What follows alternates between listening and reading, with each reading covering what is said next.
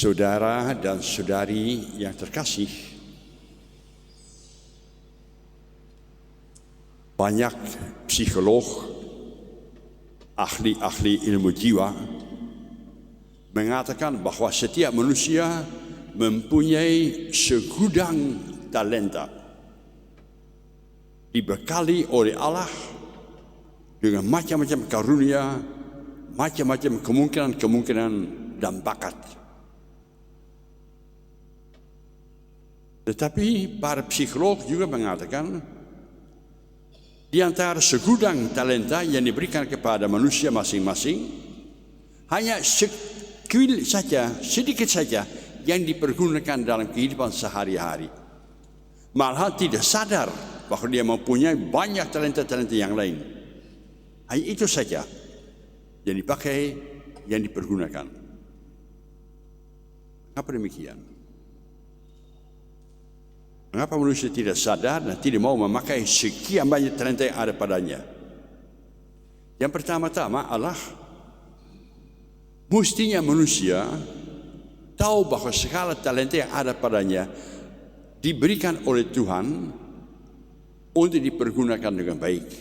Hadiah dari Allah. Jangan ada orang yang mengatakan kekayaan, kepintaran milik saya itu usaha saya sendiri. Tidak, salah. Yang ada pada kita, kesehatan, kekayaan, bakat, talenta, kemampuan apapun juga, ini sebenarnya hadiah dari Dia. Yang mencintai, yang membekali, yang membantu kita. Maka enaknya, segala kegiatan kita ini, mau makan, mau minum, mau membantu, segala kegiatan ini dimulai dengan bersyukur kepada Tuhan. Jangan suka bertindak, I am a strong man, saya bisa naon. Kalau bukan Tuhan yang memberkati. Enaknya sadarlah bahwa segala sesuatu yang ada pada kita itu pemberian dari Allah. Maka patutnya kita bersyukur. Dan kalau Tuhan ada pada kita, jangan suka pelit-pelitnya dalam membantu orang-orang. Mulai saja. Tuhan akan menunjukkan jalan kepada kita. Yang kedua, jangan suka memikirkan bahwa talenta bakat yang ada padamu diberikan untuk diri sendiri saja. Itu bagian saya. Itu milik saya. Tidak. Sebaiknya segala sesuatu yang ada pada kita sebenarnya kita sadari diberikan untuk membahagiakan, melayani orang-orang lain. Jangan suka menggemukkan dirimu sendiri. Mereka bagi-bagi. Belum pernah ada orang yang kelaparan gara-gara dia membagi-bagi. Tapi seringkali ada orang yang belum kenyang juga kalau hanya memikirkan diri sendiri saja. Bagi-bagi. Ternyata kalau kita bagi-bagi, ya tidak akan ada berkekurangan. Hari ini kita berjumpa dengan 3 tokoh yang patut kita kagumi, yang patut kita renungkan. Yang pertama-tama sudah barat tentu adalah Tuhan Yesus. Tuhan Yesus hebat, Superman, orang yang sangat sadar akan segala talenta, kemampuan yang Tuhan berikan kepadanya. Maka kalau Yesus berjumpa dengan sekian banyak orang yang lapar, sudah barang tentu dia tahu Allah tidak senang kalau manusia menderita. Allah kita pengen berbuat sesuatu. Allah kita melawan segala kesusahan manusia. Kita sebagai manusia, Yesus sebagai Superman, dia merasa tergerak. Saya harus berbuat sesuatu. Maka Yesus mengharapkan suatu mukjizat, bergandaan roti dan ikan. Tapi sebelum dia mengharapkan demikian, matanya menengadah ke atas. Berdoa dulu. Saudara, saya semakin sadar, semakin yakin, semakin tahu bahwa banyak orang lupa atau tidak berdoa sebelum makan. Sikat saja, ayo langsung. Kutanya pada anak, Dik, kalau mau makan ngapain? Ya makan. Sebelumnya apa? Apa-apa, makan. Kok nggak berdoa? Lupa. Mestinya apa saja yang kita terima saudara, sebelum makan juga, sebelum minum, bersyukur pada Tuhan. Itu hadiah pemberian dari Dia. Maka Yesus itu matanya menengadah ke atas. Biar Allah yang berkarya di sini. Dan yang kedua, Yesus berbuat apa? Hatinya tergerak oleh belas kasihan kepada orang-orang lain. Nggak tega. Dia berontak melihat orang-orang lain susah. Saya harus berbuat sesuatu. Disuruh oleh Tuhan. Tapi isinya sedikit. Nggak cukup. Bagi-bagi saja. Mulai saja. Dengan berkat dari Tuhan. Ternyata berkecukupan. Malahan sisanya luar biasa banyak.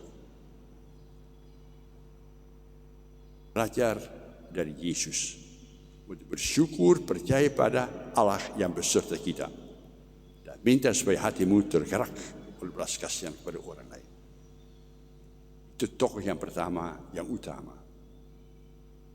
Hari ini kita juga merayakan pesta memperingati hidup dan jasa dari Suster Caterina dari Siena, orang Italia, orang di abad yang ke-14. Si Caterina masih gadis. Pada usia 6 tahun, dia lewat gereja di kotanya dan dia lihat ke salib yang ada di atas menara itu. Dan tiba-tiba dari atas salib itu, dia mendengar suara yang mengatakan, Caterina, saya mau memberkati kamu. Saya mau memakai kamu untuk membawa damai di bumi kita ini, juga di gereja. Dan gadis itu baru usia 6 tahun. Hidupnya berubah. Dia menjadi seorang pendoa. Maminya gak senang. Kamu berdoa melulu. Apa yang kerja dong? Cari karier, prestasi. Tapi makin besar si Caterina mengatakan, Mami, saya pengen masuk biara. Serta-merta maminya gak setuju. Ayo, kerja di dapur. Jangan berkhayal. Menghasilkan sesuatu yang bagus. Tapi pun di dapur, dia banyak berdoa. Semakin mantap. Sampai akhirnya mami melihat dia happy dalam doanya. So, kalau kau merasa terpanggil, ya silakan saja. Dia masuk dalam biara.